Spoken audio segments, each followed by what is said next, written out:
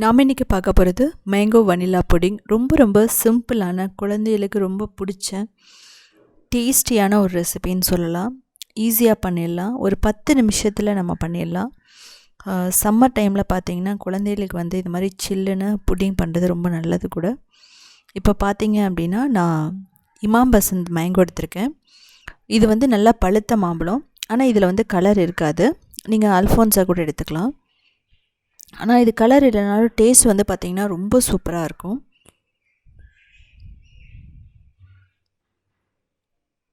நீங்கள் வந்து இந்த புடிங்க்கு வந்து நீங்கள் புளிச்ச மாம்பழத்தை எடுத்திங்கன்னா டேஸ்ட் வந்து நல்லா இருக்காது. வனிலாவும் அதுக்கப்புறம் ரொம்ப புளிப்பாக இருக்கிறதும் சேரும்போது ஃப்ளேவர் எல்லாமே கெட்டு போயிடும்.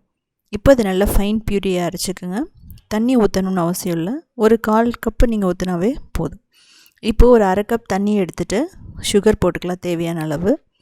சுகர் மெல்ட் ஆனதுக்கப்புறம் நம்ம என்ன பண்ண போகிறோன்னா அகர் பவுடர் இல்லைனா அதை வெஜிடேரியன் ஜெலட்டின் போட்டுக்கலாம். நான் ஃபுட் கலர் போடுறேன். இது எதுக்காக அப்படின்னு பார்த்தீங்க அப்படின்னா, என்னோடய மாம்பழம் வந்து நான் செய்கிற மாம்பழம் இதில் வந்து கலர் இல்லைங்கிறதுனால. இப்போது இதில் மேங்கோ பியூரியை போட்டுட்டு 2 நிமிஷம் மட்டும் நல்லா மிக்ஸ் பண்ணி கொதிக்க வச்சா போதும். ரொம்ப நேரம் நீங்கள் வந்து கொதிக்க வைக்கணும்னு அவசியம் இல்லை, திக்காகிடும். ஸோ பாருங்கள், இப்போவே நல்லா திக்காக ஆரம்பிச்சிடுச்சு. கட்டி இல்லாமல் பண்ணணும். ஸோ இதில் ஊற்றிக்கலாம். நீங்கள் ஃபுட் கலர் போகிறதுக்கு பதிலாக நீங்கள் எசன்ஸ் கூட ஊற்றிக்கலாம். மாம்பழம் கலராக இருக்கும்போது அல்ஃபோன்ஸெல்லாம் யூஸ் பண்ணும்போது நம்ம கலர் யூஸ் பண்ண வேண்டியதில்லை.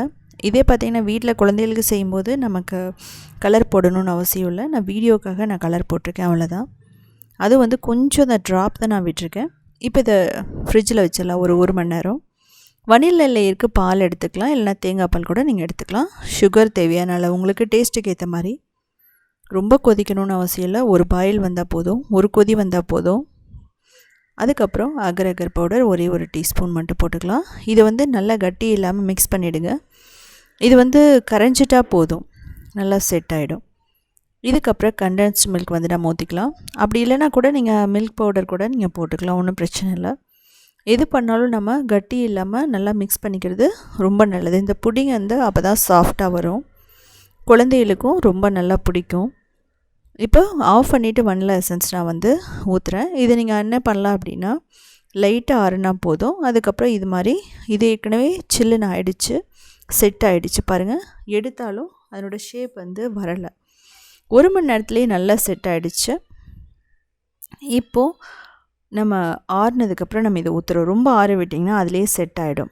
ஸோ இப்படி கிளாஸில் ஊற்றிட்டு நம்ம இதை ஃப்ரிட்ஜில் வச்சிடலாம் ஒரு 1 மணி நேரம். இல்லைனா எந்த அளவுக்கு செட் ஆகுதோ அந்தளவுக்கு நீங்கள் விட்டுடலாம். இப்போ மேங்கோ ஸ்லைசஸ் போட்டுக்கலாம். இதுக்கு மேலே செரி, அதுக்கப்புறம் புதினா லீவ்ஸ் எல்லாம் வச்சிடலாம். இதுக்கு மேலே நீங்கள் ரோஸ் சிரப் ஊற்றலாம், இல்லை ஸ்ட்ராபெரி சிரப் ஊற்றலாம். ஹெர்ஷீஸில் ஸ்ட்ராபெரி சிரப் ரொம்ப சூப்பராக இருக்கும். இல்லை சாக்லேட் சிரப் ஊற்றி கூட சாப்பிட்லாம். ஸோ குழந்தைகளுக்கு இப்படி வந்து ஈவினிங்கில் வரும்போது இன்ஸ்டண்ட்டாக ஒரு எனர்ஜி புட்டிங்னு சொல்லலாம் இது. ஸோ அப்படி வாயில் வச்சோன்னா கரைஞ்சிடும். ரொம்ப நல்ல சில்லுன்னு இருக்கும், ஒரு ஐஸ்கிரீம் மாதிரி. இது அப்படியே கட் பண்ணி நீங்கள் வந்து மில்க் ஷேக்கில் கூட போட்டு கொடுக்கலாம். ஸோ செஞ்சு பார்த்துட்டு எப்படி இருந்துச்சுன்னு கமெண்ட் பண்ணுங்கள். நான் வீடியோவோட பின்னாடி நான் இதை கொடுத்துருக்கேன், இதுக்கு தேவையான பொருட்கள் என்னென்ன.